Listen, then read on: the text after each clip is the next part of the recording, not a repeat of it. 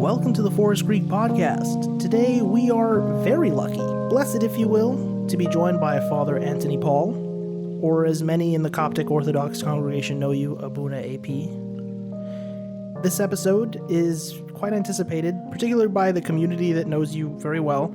Shout out to the Coptic Orthodox Church of St. George, still going strong after the arson. And to all listeners in YVR, you know who you are. Before we dive into things here, I do want to mention up front, I consider the Forest Creek to be a secular brand. This is a secular podcast. Spirituality and religion in general, though, they play a really big role in history and culture and philosophy and even politics, all that stuff. So we can't just ignore it, and naturally we're very curious about it here at the Forest Creek.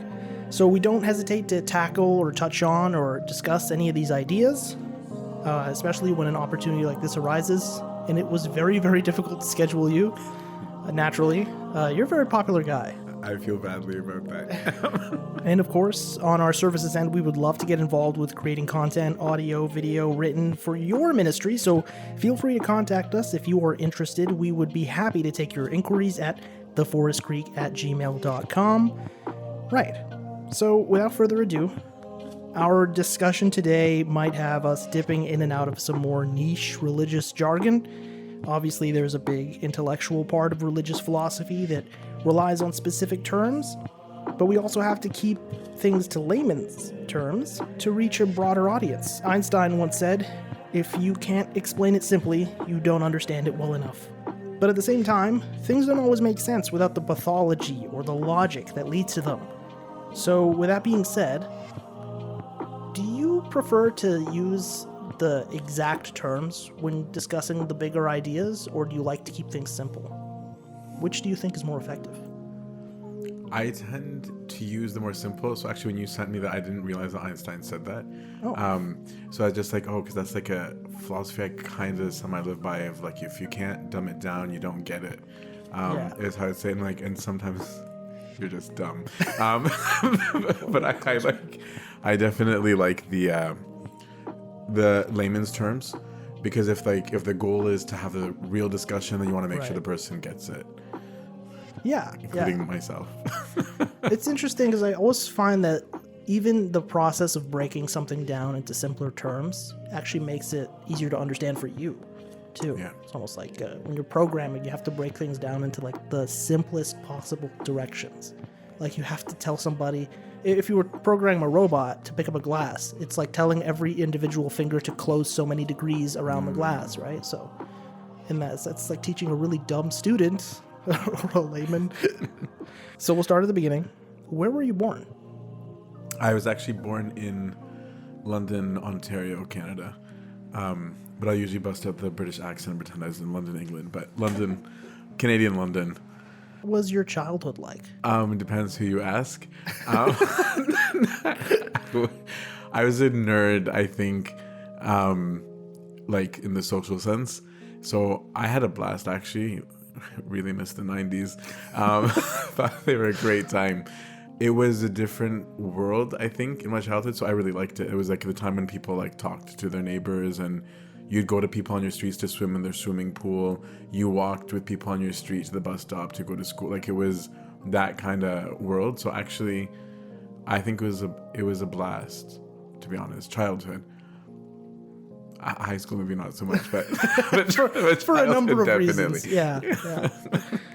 That's interesting. So wait, what kind of nerdy stuff were you into then, back then?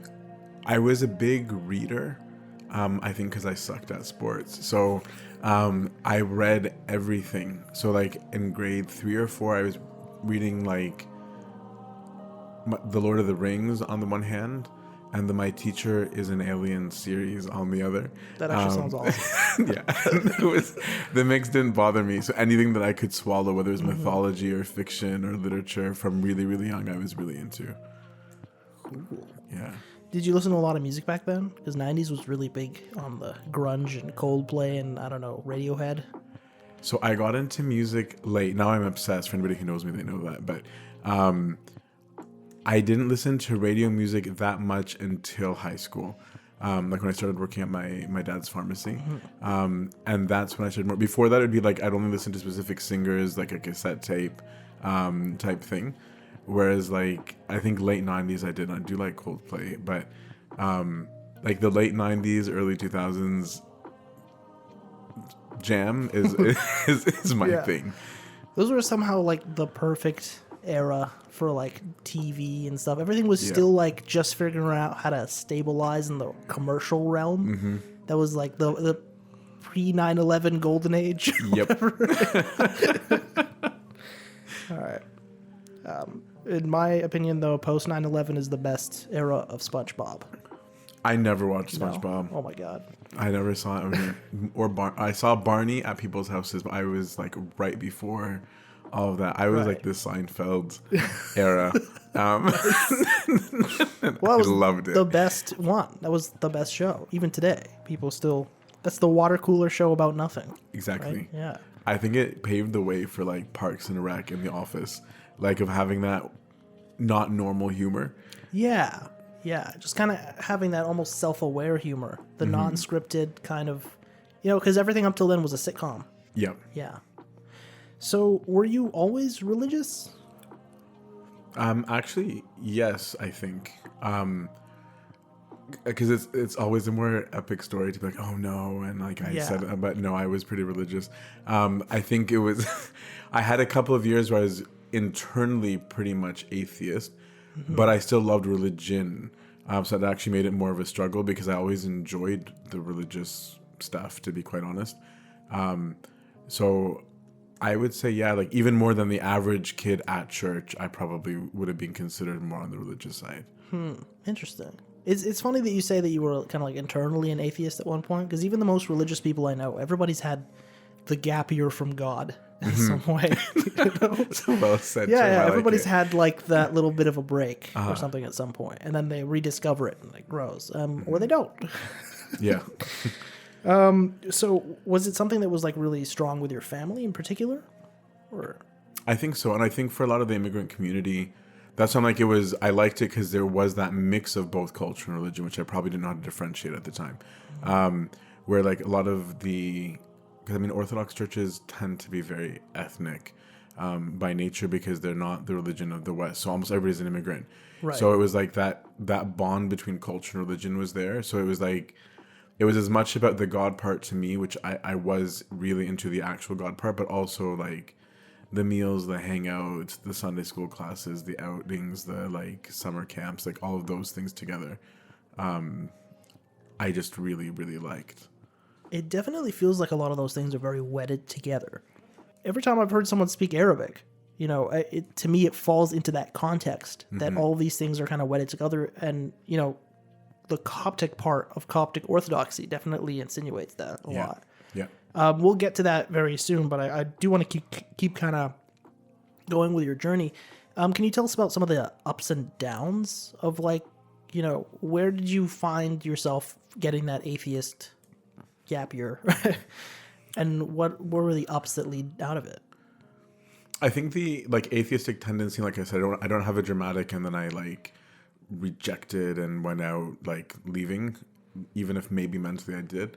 It actually was caused by church, not by society, I think, where I remember having a Sunday school teacher giving a lesson, and I had been learning about Pangea. It was grade 7, grade 8, I think grade 7. And so I asked a question about where Pangea in the timeline fit into certain things, because it just didn't jive for me. And so I asked the question in the Sunday school, and I don't think we call them servants, but I think that sounds funny to your audience, like the teacher. Had no clue what I was talking about, but acted like the person did. And so their answer didn't make sense, and I gave them an exit that I knew didn't make sense, and they jumped on it. So I internally, because I knew myself decently even at that age, in the sense of I was very principled. So I was like, I don't know how to ignore when I know something's not true. Yeah. So that was the kind of the catalyst, because I remember just sitting there being like, what else are you lying about? And at that age, you just assume everyone's malicious when in hindsight, it was probably really benign. The person didn't know if I was okay with an answer. They just jumped on it and kind of moved on. But it kind of fermented. So it was late high school when I got more, I wasn't formally philosophical, but my way of thinking, I think, is, where I started questioning everything. It's like, well, what else are they lying about? What else is not fake? What else is fake? These are stories that I really like, but they're probably not true. I started going into that. Can I ask how old were you at the time? I want to say that started at 16, 17. Okay. Even though externally, I would have looked to all eyes totally hyperactive in church. Like I loved it, Right. and being into everything. I'd be there every week, and there was no change. But I think that was the low point, because I think people don't realize that for a person who actually believes, right, not just like communally believes or for fun believes or advantageously believes, something about you becomes undone when you remove that. So it was actually extremely uncomfortable. It wasn't even like, oh, I'm doing this because I want to do something and religion is like controlling me. It wasn't even any of that. It was literally just I think this is fake. And that was more unsettling, I think, than almost anything in my life. That's always struck me to be kind of an interesting scenario in the first place, being in Sunday school, because it kind of makes sense when you're a kid and they're just telling you basically the equivalent of bedtime stories. And you're learning the idea, oh, the angel keeps you safe. Just pray. Everything's fine. And then you start to question things when you turn into a teenager. And hang on a second. So this middle-aged volunteer soccer mom is telling me the secrets of the universe and she can't fit in Pangea into the mix. It's like, and when that one little gap in the authority that they have as your teacher is gone, it's like the rest are dominoes. Yeah. Right? Yeah. So what kind of brought you back into it? Was it just the repetition you eventually kind of fell back in love, or what's the... No, actually. I used to spend most of my summer holidays in Egypt with family, and then I ended up getting really into the culture there, making friends with people at church there, and church there was an integral part of life. So socially, you'd be in the church. So I had fun, but then a friend of mine, who actually now does live in Canada, asked me if I wanted to go to a monastery retreat with him. And I don't know why I said yes, because I actually hated monasteries and thought they were the most boring place in the universe. They're a little bit boring. Ended up joining one. Almost on purpose. And he ended up canceling, and I went anyway, and I didn't know why. And it was a complete change 180 degrees. There's like the pre-monastery me and post-monastery me, where it was this sense, it was not just a sense, it was the first time, I think, for me, seeing, I mean, judgmental hindsight, but authentic Christianity, where I'm like, okay, wait, these people really mean it. Like, it's different, because a lot of these monks are former professionals, pharmacists, doctors, engineers, Right. like, and they gave They up know everything. about Pangea. Yes. And I'm like, why are they here? There's no sex, there's no money, there's literally a wall around them. And yet they were stupidly happy, like authentically. And so I saw virtue playing out. I saw like they were different. They were clearly different people. So I remember actually thinking like, okay, if this is what it's supposed to look like, I'm down to put an effort just to see if that's a thing. And then that opened a bunch of other things. Then I was like, let me give this a try. And then a bunch of things just one after another, where it was just like, I was like, no, this is real. And then I started approaching faith from the context and lens of it being real. And I started, so basically that caused the spiritual side to become very awake again, which provoked, I don't want to use the word academic, but the knowledge side to also increase, of like, where is this coming from? What's the actual claim? Even if they're nice, that's nice. You can be nice and be wrong. So like, but it made the journey of truth to me more worth it, of being like, there's something real. I always use the analogy being like, it's like if a little kid sees Kobe, God oppose his soul, playing, right? Is that it makes your drills and your dribbling and the tiny minute lessons serve a greater purpose, because you saw what it can do. Because when you did it by itself, it's just like, why are we literally tapping a ball up and down in the air? What does it have to do with the game? Like just let us play, right? Whereas it's like, suddenly it means something because you saw it in action. That's always been very interesting when people talk about spiritual experiences, because the experience part of it is all subjective, but often becomes the impetus of the objective side of people rationalizing and thinking it out, and then deciding to continue on with it.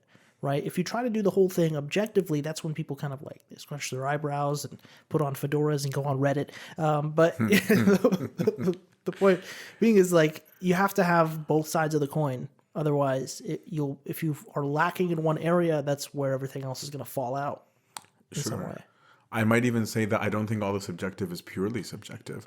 Like I think it might get minimized to that, but it's like certain things on a quote unquote subjective level either happened or didn't, right? Because I think some people, when they mean spiritual experience, they mean feelings. So on that level, I'd be like, yeah, that like the feeling side, sure.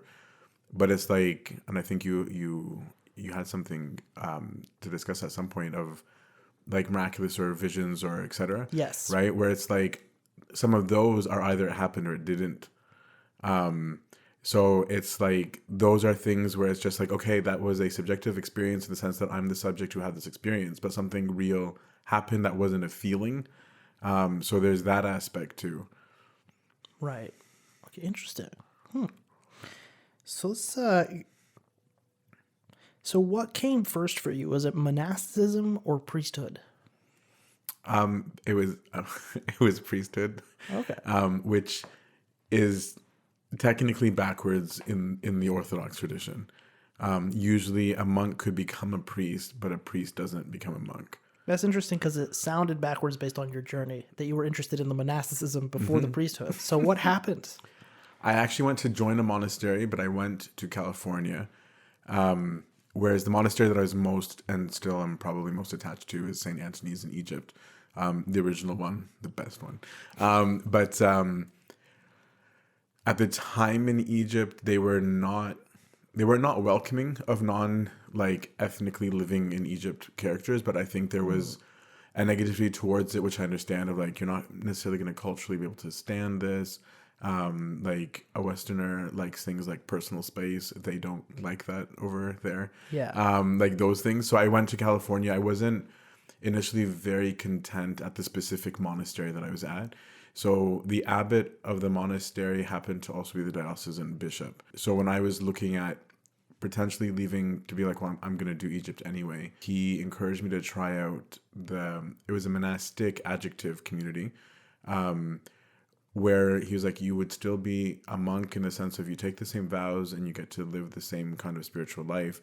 But the difference is that instead of your work being communally in the monastery, like cooking, cleaning, like gardening or whatever it is that now you're doing a ministry for the diocese. And it can be public and it can be private, but that you're serving. So it could be writing, it could be reading, it could be being with youth, it could be educating. Like there's like a billion things. So he told me I could try, and that if I didn't like it, he wouldn't prevent me from going to a traditional monastery. So that was why that happened. And then that monastic community went from adjective to noun because they turned it into a monastery. So that's why the tonsuring happened after. Interesting. So when you take the vows, like, I'm sure people are familiar to some extent with the rules, but they always picture like the Friar Tuck looking guys with the shaved head on the top, or something. So what are the vows? Do they differ from the type that people imagine? Because I've heard that you're not allowed to drink liquor, but then some other types of monks drink half a bottle of wine a day or something. Right. No, you don't vow about any of those. You vow like the 3 traditional monastic vows are chastity, poverty, and obedience. And so like the chastity is like a monastic doesn't get married, hence the monk part. And then the poverty is to not accumulate wealth. So that vow, for example, when we were still called the St. Paul Brotherhood before it became the Abbey, had a different meaning than a monk because you needed to drive a car. You needed to have a phone. You needed to have a computer. Yeah. So like it was not like you are not allowed to possess. It was, are you accumulating wealth? So there's a room within your discipleship relationship as to what that looks like, right? But it'd be like, if you're saving up money to just have cash, there's something not going right. Yeah. And obedience is meant to be a spiritual one. It's like in the sense of submitting yourself to a trainer. I was saying, if I hire a personal trainer, of saying I've made an active decision that I'm going to submit myself to the regimen. Because I think the obedience one is probably the most offensive to the ear of most Westerners, of like autonomy. I'm in charge of my own self. Like it's this instantaneous cringe at the word. So that's the third one. And in a monastic case, it's also obedience to the church, in the sense of, unlike a married priest, for example, who didn't take a vow of obedience, if the church says move here, I move. Right? If the church says, like, you're going to serve at this parish, I move. Having said that, they're usually receptive to hearing your thoughts and opinions and feelings, etc. But at the end of the day, when the order is given, the order is given. And that's different than the rest of all the Christians that are not in that vow. It's like you have to obey the hierarchy, not just the religion, Yeah. in some sense. Interesting. Okay. What about priesthood? So getting into serving a congregation, what does that entail? I mean, obviously there's a uniform as part of it, which is one thing I'm actually kind of curious about. But, you know, like, so when you started doing that, what was kind of the impetus to stay? Was it just an interest from the beginning, or? So in what was called the St. Paul Brotherhood, it's not called the St. Paul Abbey, the bishop's rule was that nobody was allowed, if you're in the Brotherhood, to be a parish priest.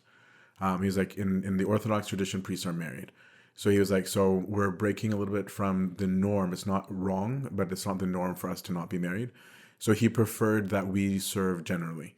I had no idea what I was doing, because I never in my life thought I'd ever be a priest. So it was like, I got invited to give talks at churches. So then I just basically being myself. So after the talk, people would want to hang out, chat, go out to eat. So relationships, I think, just naturally got built. And then people would be like, yo, come through, do you want to chill, do you want to hang out, do you want to play board games, that kind of thing. So I think it just kind of organically happened that I got into what is now called youth services, because I don't think I would have even named it that. I don't think I'd have named it just youth, and I wouldn't have named it service, to be honest.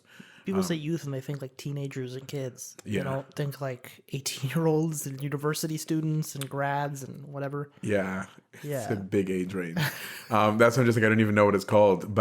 And I don't always like the word service, because it almost sounds like a condescension, even though like that's not what it means, but it sounds like, oh, I am here to be at your feet, like you people in need of Jesus. Like I worry that the word sounds like that, whereas like it isn't that. It's literally just being it on the streets. I find it interesting about religious verbiage in general. Like we don't use the word worship in any other context. Yeah. And even saying worship is strange. It's you only know it in the one way.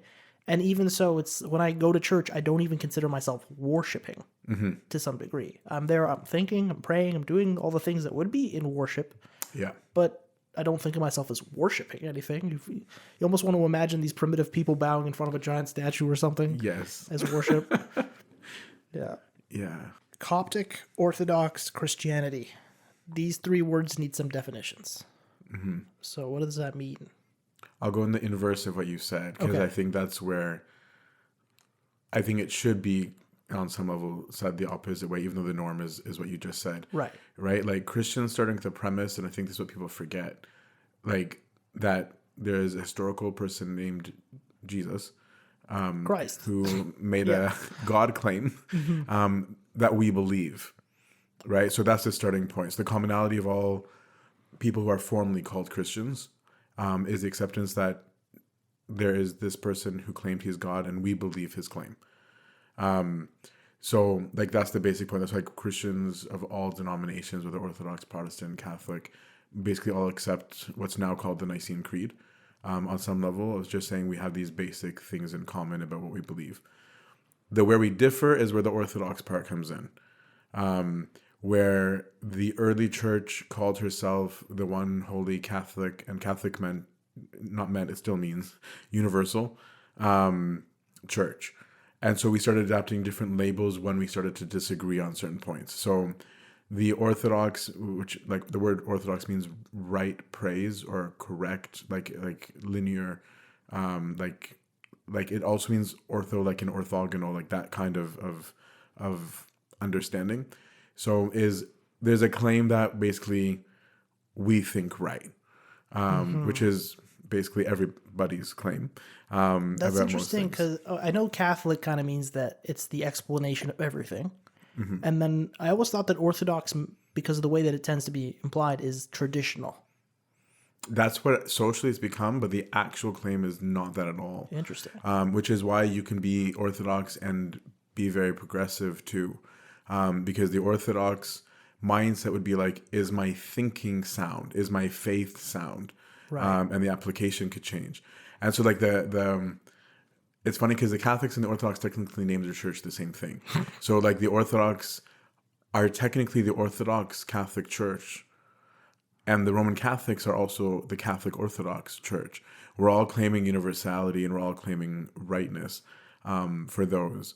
And then the Coptic part, I think, is an interesting one because I think it's a challenge even within our own communities today. Because I think in the West, when we say Coptic, we mean specifically the Church of Alexandria, like that tradition. Whereas some people will take it as meaning purely just Egyptian. And that distinction of whether we mean the Church of Alexandria versus specifically being Egyptian Yeah. is symbolic of many Because struggles most we have. Egyptians are Muslim. Yeah. On that topic, I always thought it was kind of funny because the way I've heard it is that the Coptic Church descends from the teachings of Saint Mark, whereas the Catholic Church descends from the teachings of Saint Peter. Because you have that part where Jesus tells him, you're going to be the shepherd of the flock, and then he becomes the first pope, and the line of popes comes thereafter. Right. But then you have, say, Mark on his little adventure going into Egypt, and then some guy hitting a nail into his hand or something, trying to fix a shoe. Yeah. And then that kind of sparked the whole ministry there. Yeah. Yeah. And actually it's not necessarily it is the teaching, but it's not really what we're referring to. All the apostolic churches are saying we descend directly from at least one apostle, right? So it'll be like, who founded your church, right? So for us, that was Mark. Actually, the title Pope started in Egypt first, before it got to Rome. That's why the only two churches that use the title are us and the Catholics. But the apostolic claim is that lineage, like what you just said, of like who started it and then who was after and after and after and after, right? So like we trace our popes. Like we're on number 118 right now. So like you have this line chain of saying the one before him was until you get back to Mark. And Rome's claim is that Peter and Paul did, but that's also Antioch's claim as well. So it's like, I mean, that's all the historical stuff. Like that's where history gets fun.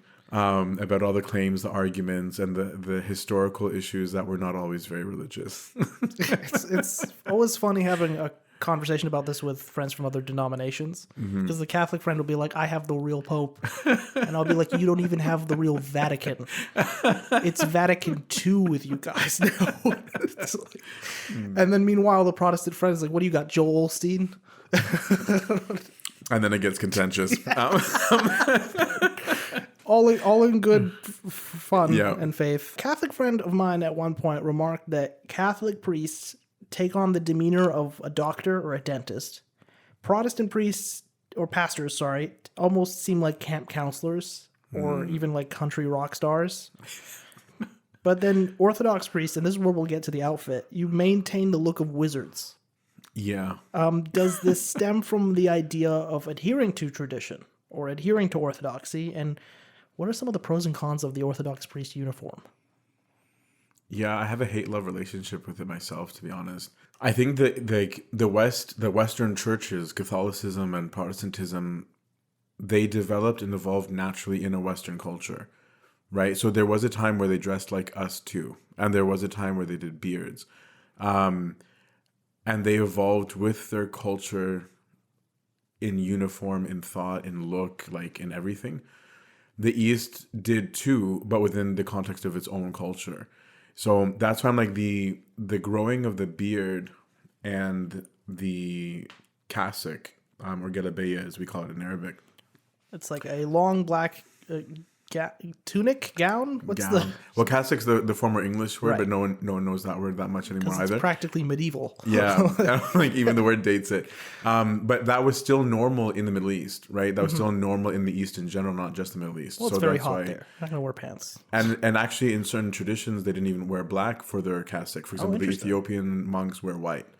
And same tradition, sister church. So we have been having those conversations in the West about whether this uniform needs to look this way or not. So some of the other Orthodox churches, their priests will wear the cassock liturgically, like in mass, if you will, but not in the community. So I'll run into Eastern Orthodox priests at grocery stores sometimes that are wearing the collar, or they're wearing like normal clothes with like something slightly identifying them, maybe a crucifix or something.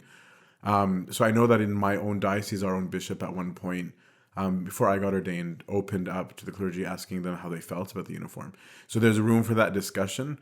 I think the resistance comes from within about what you're asking, whereas like this not knowing how to always distinguish between culture and religion affects even clergy, of being like, are we breaking from tradition? Right. If we switch the uniform, will that scandalize people? People view us in a particular way, including uniform. Will that be weird? And in some sense, it's a question of like British judges wearing the wig. Right. Right? Where it's just like, so why are you still wearing that? And and there are probably arguments for both sides. So we're still, I think, in that phase. I think many would like to change it up a bit. Yeah. I don't mind it because like the standing out has done a lot of good. Like even here in British Columbia, I remember being downtown Vancouver and a random woman in the street running up saying, "Are you a priest? Can I talk to you?"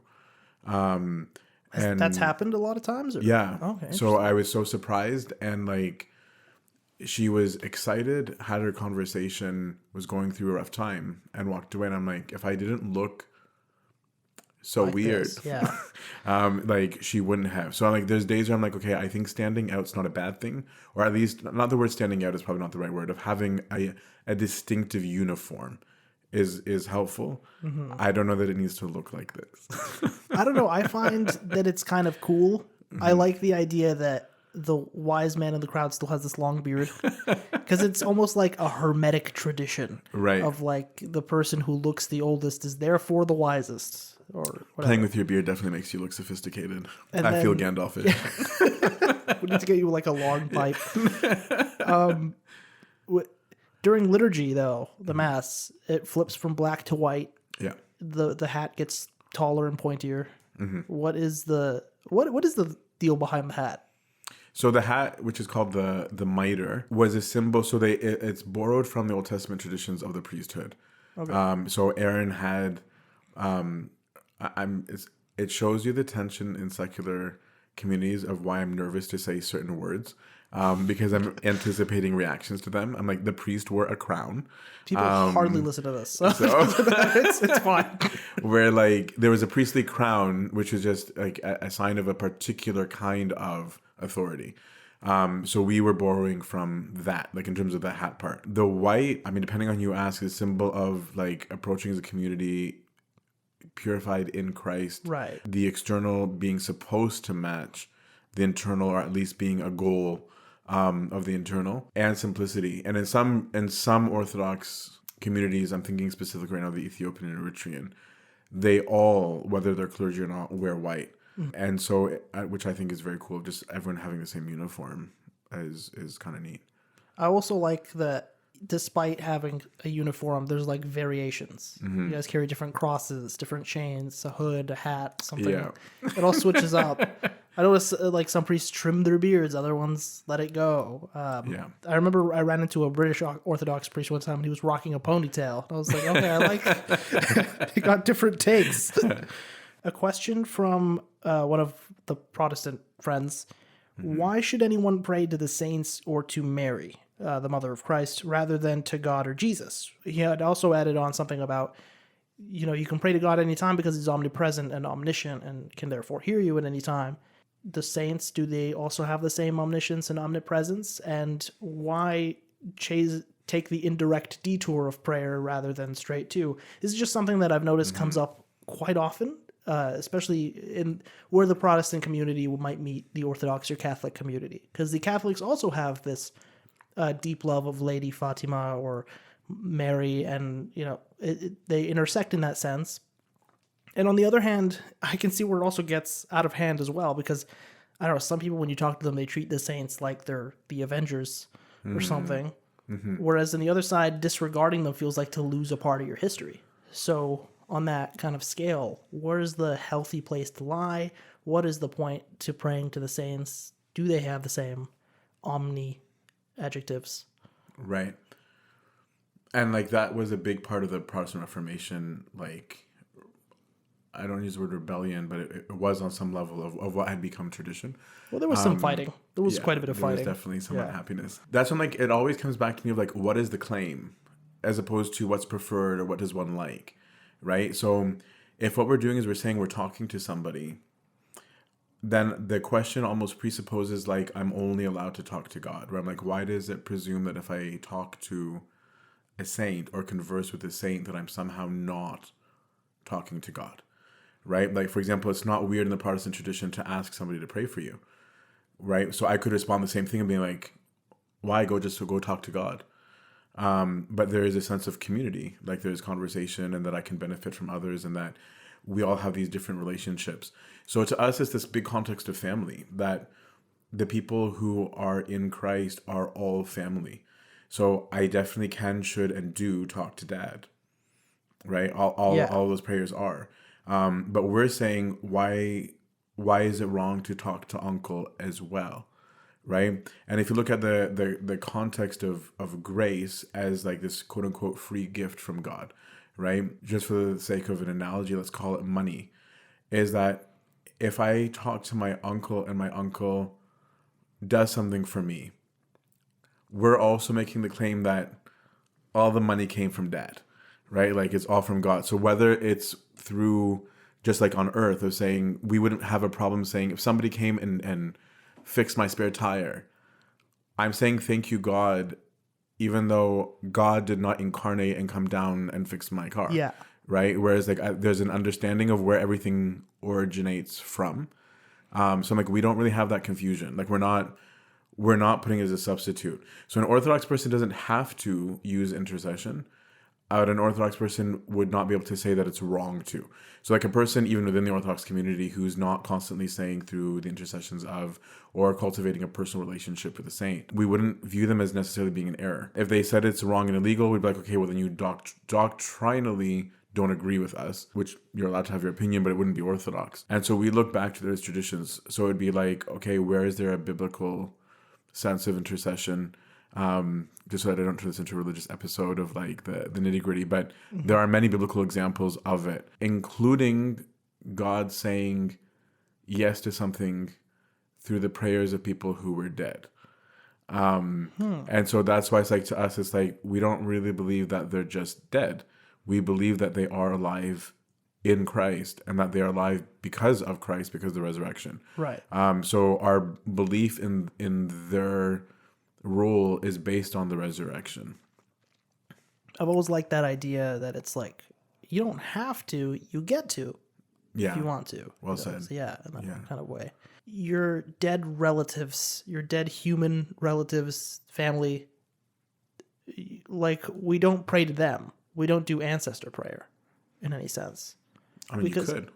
Could you? Yeah. Because the way that, like, I've always kind of thought about it is the thing that separates Grandpa, who's not with us, and the saint is that we just have this declaration that the saint, we know he's in heaven. We don't 100% know where Grandpa is. Yes and no. So you're on something, but I think what we're saying when we declare someone a saint, is just for like lack of to use the whole dumb it down thing. It's saying we're approving somebody to be a poster boy or a poster girl. Oh, okay. Right? Like I was just saying, we're not. We've waited around to find out, is there scandal around this person? Is there something going on where the story is like, what can we know about them before saying, yeah, go ahead, put a picture up on the wall, right? So it's like, just like before someone runs for president, they're going to do their deep dive research. Is there any scandal out there? Is there anything on the internet? What can we find out about this person so that they don't become scandalous, right? Or it's like when a chess master is accused of cheating, what does that mean about their awards, right? Right. So it's not us saying that they did no wrong, and it's not us placing them in a special category as though they made the cut, as much as just saying every living baptized person is an icon of Christ. But if we're going to hold somebody up for conversation, for biographical, for lessons, right, to be like, hey, learn from this person who did the Christian thing well, like that's the goal of it. It's not just about their person. Then the ones that we make official are just ones that we feel like, okay, we can vouch for them. We feel pretty confident that they're in the right place, and that they did it well. That's what I'm saying. So a person whose relative died, just because they weren't declared a saint doesn't mean anything, because the saint just meant that whole thing. Right. So they could even theoretically be up there at the same level as the saints in terms of just having been just as good as some of the saints, but not getting the public recognition of it. Yeah. Okay, interesting. Because this is another thing. Do the denominations share a record of sainthood, or is it just like for each church? Because I remember reading like old books and coming across Robin Hood talking about Saint Dunstan. I'll be like, who's that? In some way. But then, like other names that come up, do we recognize them at the same time? When the Catholic Church changes something about a saint, do we have to change it as well? What's the procedure? So mostly our dividing lines are historical of when we divided. So anybody pre-schism of whatever schism happened, because there's the three major schisms. There's the first one that we broke off in the 5th century. First major one, there's other schisms, but then the second one between the Eastern Orthodox and the Catholics, and then the Protestants from the Catholic. So it's almost like the early Protestants, who many of them believed in saints, would have been okay with all the Catholic saints and back, right? The Eastern Orthodox would be fine with all of like the Catholic saints. Like there'd be a commonality of saints up to that schism, and whoever's forward kind of misses it. Same thing with us. So anybody pre certain councils or historical events, we hold in common. And we wouldn't formally call somebody after it from other traditions. We wouldn't formally call them a saint, even though we might acknowledge their sanctity and greatness, right? Like to me, for example, I have no doubt about Mother Teresa's sanctity, right? So our church wouldn't call her a saint because it's to use the titles to say we're doctrinally in full agreement.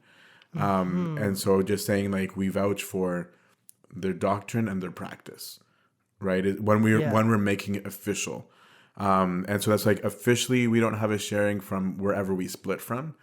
Practically speaking, we do, in the sense that even Pope Francis, when the 21 martyrs of Libya, who are Coptic Orthodox Egyptians, got killed, he immediately was calling them saints, even though they might not formally in the church put them in the record. So that actually kind of bends over to my next question. There's a pretty heavy focus in the Coptic Orthodox education on martyrdom and dying for Christianity. Growing up in the education of the church, it almost seemed like we were being prepared to die, and that death for believing in Christ is like right around the corner. It's always looming. And there's a lot of persecution in our history to kind of like back that up. But in the modern world, is this a very useful thing to be mentioning all the time? I think so. Maybe not in the exact way that it has been, but as a concept, I think so. I think, especially as somebody who struggled with doubt, like of being like, do I really believe this? Right? Because to be willing to die for something, like you want to be pretty confident. Like, I mean, a lot of people die for things, but based on this confidence in its reality. But I think the Egyptian context is very particular because we've historically always just been being killed. Like the non-killing periods were nice breaks from the normal of killing periods.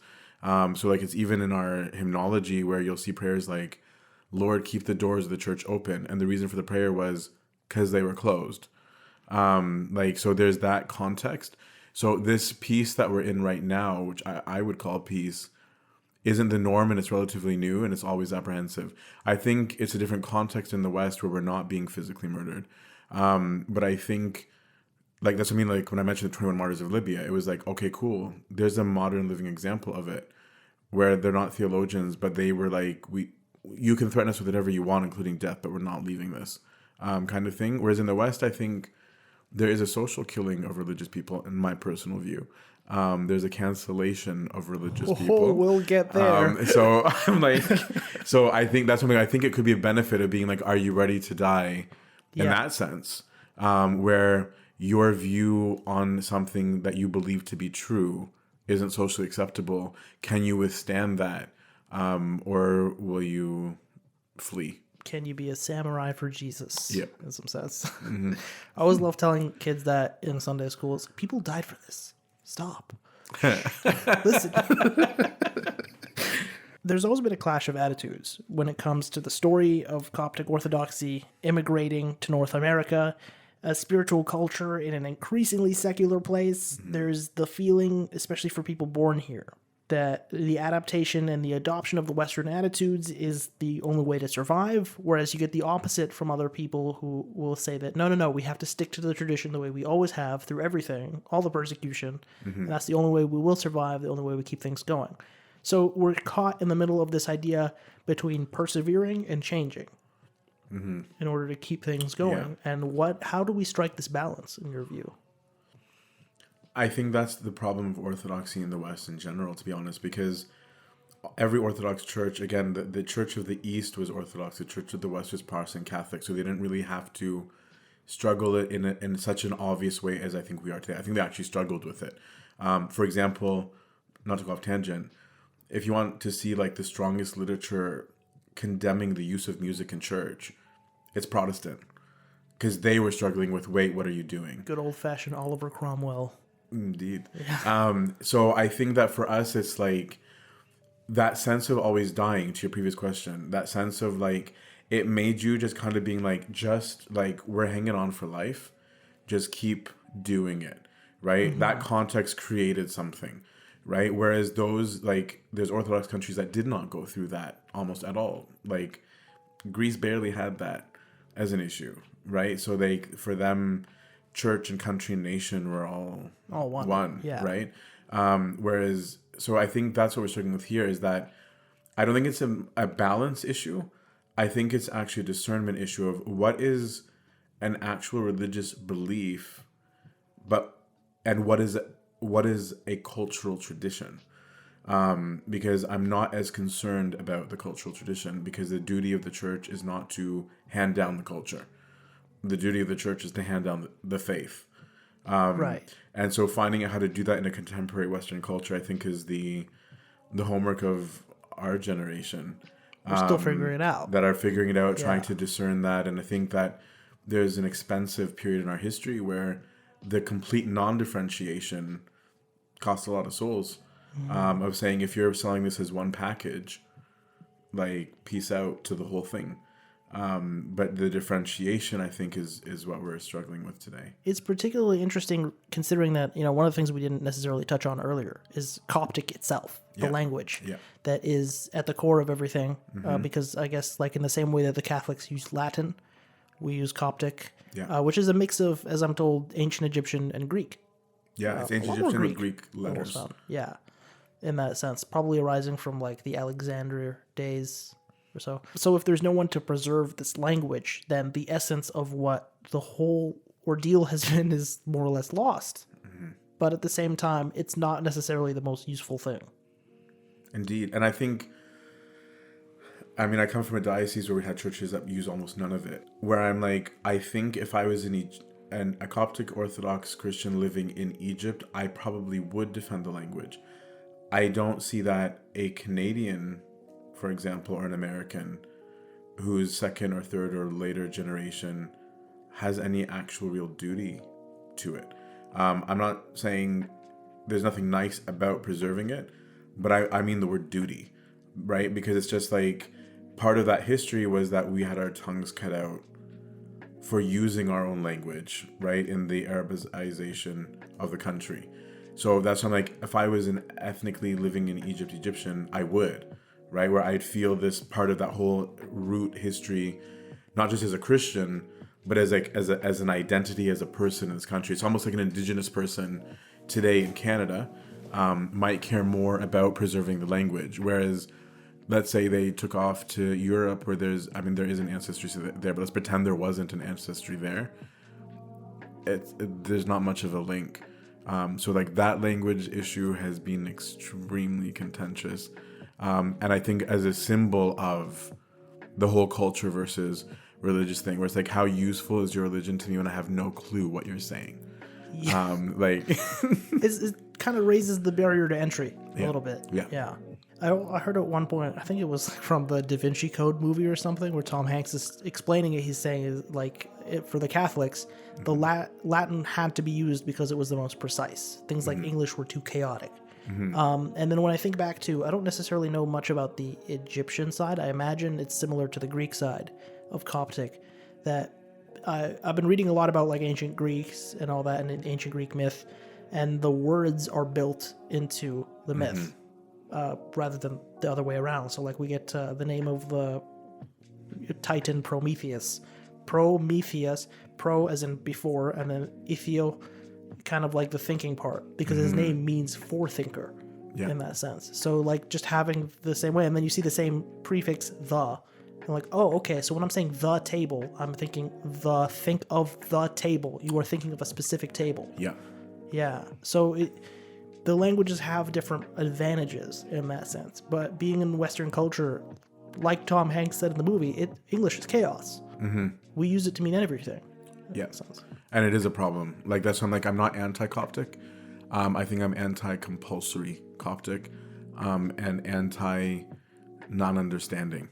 I think if built in the right way with the right culture, everybody's fine.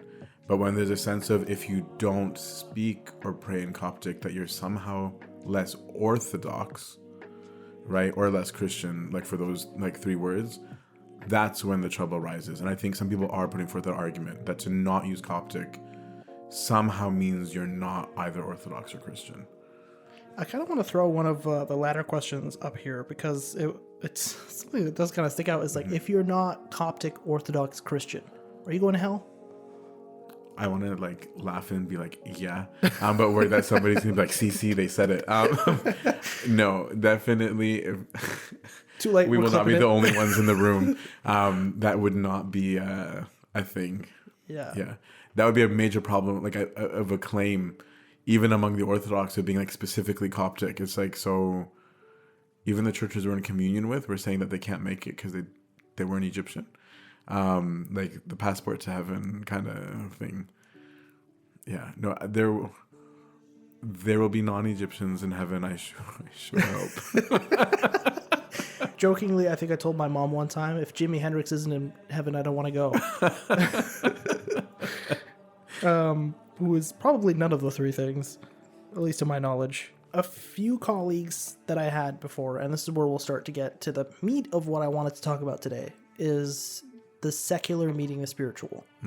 So a few colleagues I had one time in a religious philosophy course, they were talking, and one girl was explaining that she'd kind of taken a spiritual journey, that she used to be an atheist and was slowly becoming agnostic and learning more about spirituality. And I had a Muslim colleague who was also talking to us, and he kind of just laughed, and he said, there's no such thing as atheists or agnostics. There's just people who think they can replace Allah, God, in that sense. So I'm curious what your take on it would be. Does atheism and agnosticism exist? Because I think we've talked about it before, that if you don't have objective truth, God, or however we want to classify it, you start to try to seek meaning in other places, and we get people, in some essence, making their own gods, in some sense. So is it true that you can not be an atheist or agnostic? Is it like these things exist? I think they exist, but I think they're their own form of religion. Like, in the sense of, they've got doctrines, they've got creeds. They might not be using that terminology, but they do, right? Like, they've got their tenets of, these are, like, it was part of what actually, like, kind of got me back into Christianity, actually, was the logic, right? Where I'm just like, everyone's operating under the assumption of some level of objective truth while claiming that there isn't. So to me, like, an agnostic and even I would say the majority of atheists that I've met, I think are on some spectrum of religion, because I haven't met many atheists. I want to say I haven't met any. I might have met one at one point who's not even an atheist anymore, but who would say there's no such thing at all as real truth. Like, many might disagree on whether we could find it, what it is, etc., etc. Which is why I'm like, I wonder if like the true atheist is the one who says there's no such thing as truth, is how I personally would probably venture to say it, whereas everyone else is on some spectrum of agnosticism. Like for those who are formally not affiliated with the religion, of being like, I don't know, I'm not sure, maybe, I don't care, like, well, at least all that's of those what things. we use the word for. Because Yeah. I'm always like, it's easy to say atheist because atheo, without God. Yep. But then agnostic, gnostic meaning Knowledge. meaning is like you're without meaning, without knowledge. Without knowledge. Yeah. But that knowledge is saying, I don't know. And that's why, like, even atheist originally meant people who didn't believe in the Roman gods, from what I read. 'cause it's a Right? It was Latin just term. like, just not these gods, right? It didn't originally necessarily refer to what's now referred to as atheism. But I just don't, the way that people are so vehement about their atheism, I'm like, you're Because I can give a couple good examples Yeah. here. One is Neil deGrasse Tyson, who says, I resent being called an atheist because I don't play golf and there's not a word for that in that sense. But then you get the other side of the spectrum. I think there for a short while there was this thing called Atheism Plus, where they attended a pseudo church and then started espousing progressive values in place of like commandments, for instance. And then you get the almost the popularized worship of Richard Dawkins and evolution yeah. and like science in some way. And like I said earlier, the neckbeards on Reddit, you know, that is that not their own monasticism? It's kind of self-imposed in some way. Yeah. That's what I mean, is like you're rallying around some concept. You're teaching with specific premises, right? Like of the examples you just gave, I think I like the Neil deGrasse Tyson one the most. Like, I think that's the most on point if you want to do it right, in my opinion. Yeah. Right? Like, of being like, okay, yeah, at least acknowledge that, right? Of being like, this is a non-issue because it's just not real. Like, I'm like, that's the most honest. Like, that one is the... It's like you have your get-out-of-jail-free card, go play Call of Duty. What Exactly. are you doing here? Right? You don't need a name about what you're not. Yeah. Right? And I was like, because that to me is the symbol of why I'm saying, but they're all religious. Because for this thing that you don't think is real, you're spending a lot of time and energy and thought about it, putting together a system about it. Right? Of like, oh, we don't need that, we have this. Right? Or even it's like you still have to deal with answers to things like ethics. So it becomes, what is your governance of ethics? Even to say, no, there's no such thing as ethics is still creedal. Like, you're still putting out a statement, right? So it's like, it's a fatwa, right? Like, just a white one. Like, in the sense of it's not a guy in a dress from the Middle East with a brown beard, right? Or white beard. So that's what I'm just thinking, is that it's very interesting to me to see that everyone throws around certain words that I'm not sure that they're using properly. Or identifying properly. It's part of my thing that I just think that the West, we've canceled nouns and we live in adjectives and ignore the fact that adjectives point at nouns, and we're claiming to not believe in nouns. So I'm just like, if you don't believe in a noun, then you can't use an adjective.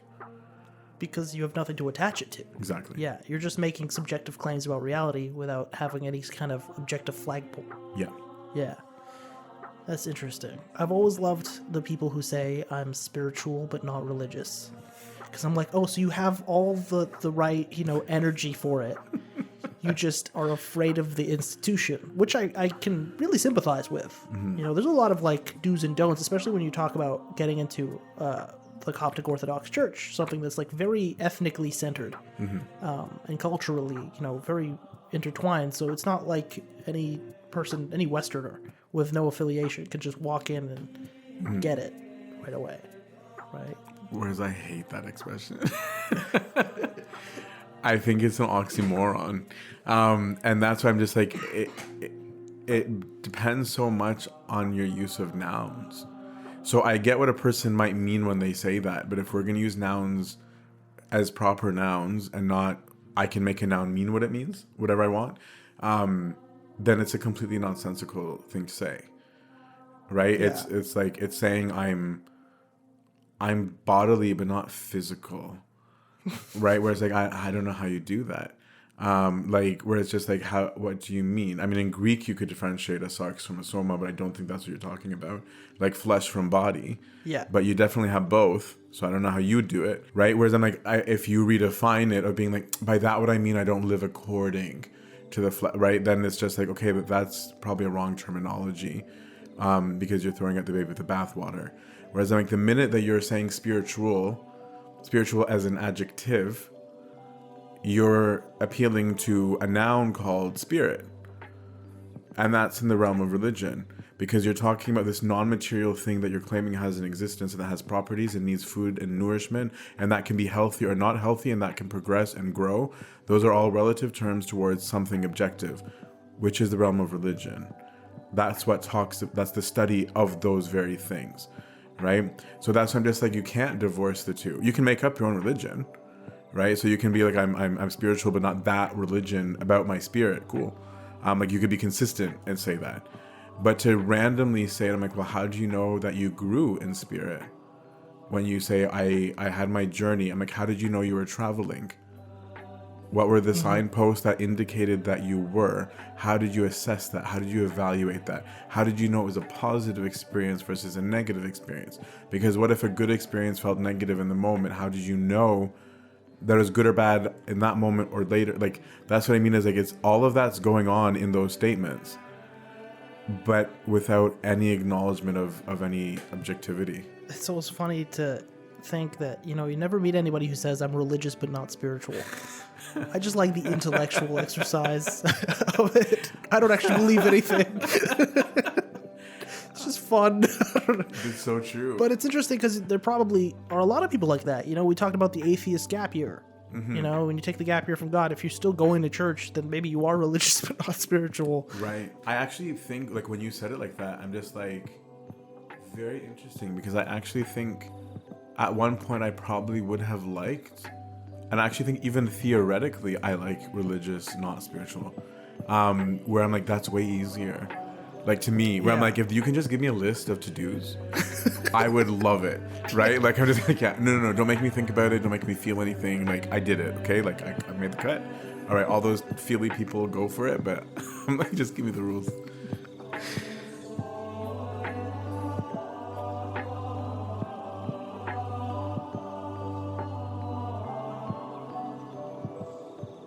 Hello everyone, thank you very much for tuning in to the first part of our discussion with Father Antony-Paul, Father AP. We hope to put out parts 2 and possibly 3 very soon, hopefully even by the end of the week, so stay tuned for more. You can follow us on Twitter, YouTube, Spotify, Instagram, Google Podcasts, SoundCloud, LinkedIn, Rumble, and other places probably very soon, all at The Forest Creek. Look us up. For inquiries or to connect with us about any of our content or our services, if you want to send us questions or topics that you'd like us to talk about on the podcast, feel free to email us at theforestcreek@gmail.com. You can find out more of Father AP's stuff on his website, truthandfreedom.co. Don't forget to like, share, subscribe, follow, and all that. It really helps our content, especially at this stage. And remember to watch your plosives, because we're all on God's podcast. Goodbye.